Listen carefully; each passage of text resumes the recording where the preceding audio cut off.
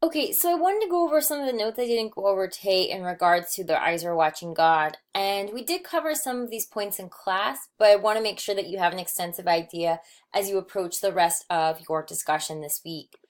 Now, one of the questions I think is really important to consider, especially as we're reading these American novels, is how does knowing the historical context of a literary work help us understand the text?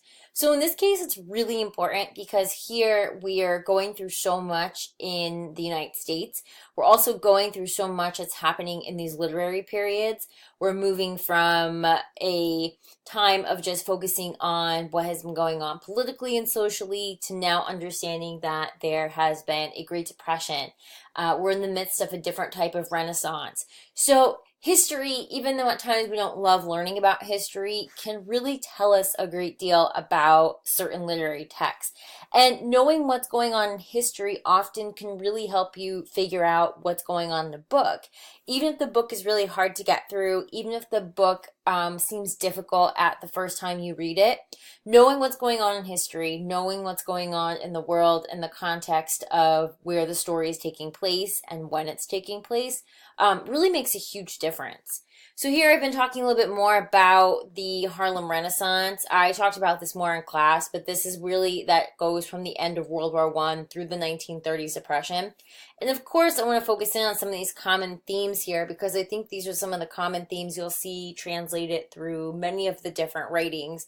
But of course, that idea of alienation, marginality, using folk material here, using the blues, using jazz, and also the problems of writing for an elite audience. So you have this whole movement of very, very, really talented African American writers who are producing a ton of literature and literature in poetry, fiction, drama, essays, all different types of areas were really covered.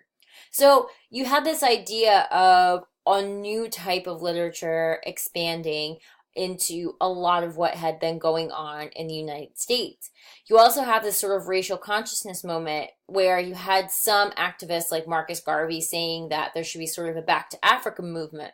You're still dealing with a lot of racial integration, but at the same time, the arts are sort of exploding in a lot of cases. So the entire piece of the Renaissance lasted from 1919 to 1937. So we have Zora Neale Hurston coming and growing up in a lot of this and writing towards at least the latter part of it. Thinking about goals and maybe how their eyes were watching God fits into this.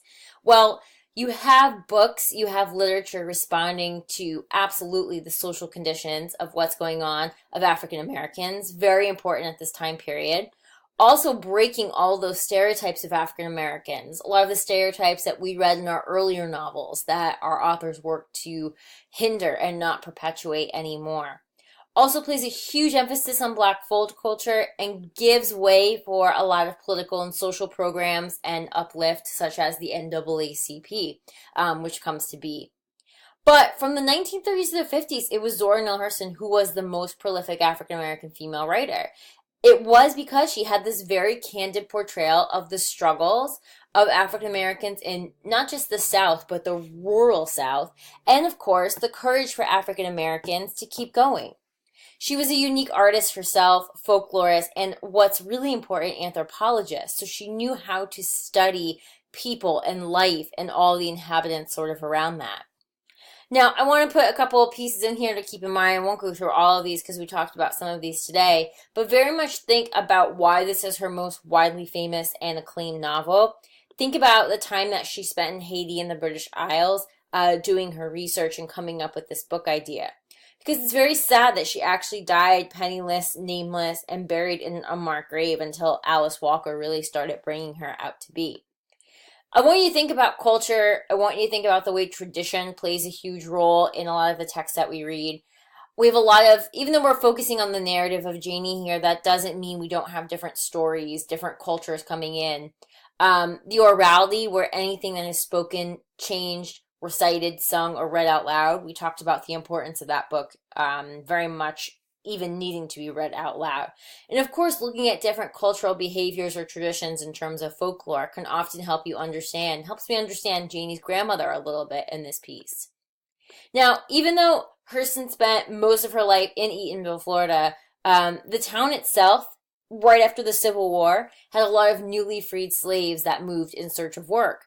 And because of this large influx of African Americans, the white landowners and voters found themselves very outnumbered. So, to try to make a better balance of voters, the proposal was made to offer African Americans the opportunity to purchase land and to establish their own community.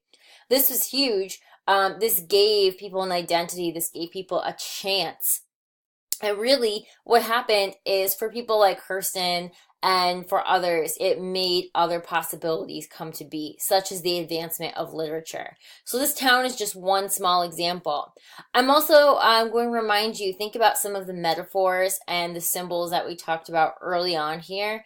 I talked about some of these earlier today in class, but these are translated all the way from page 1 until the very end of the novel. So make sure that you're going through these and taking note in your discussion, particularly some of the bigger themes that you find translatable from the other novels that we read this semester.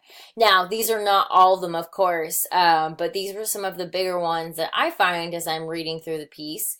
But as we talked about today, I'm sure that you're going to have some others that you want to think about.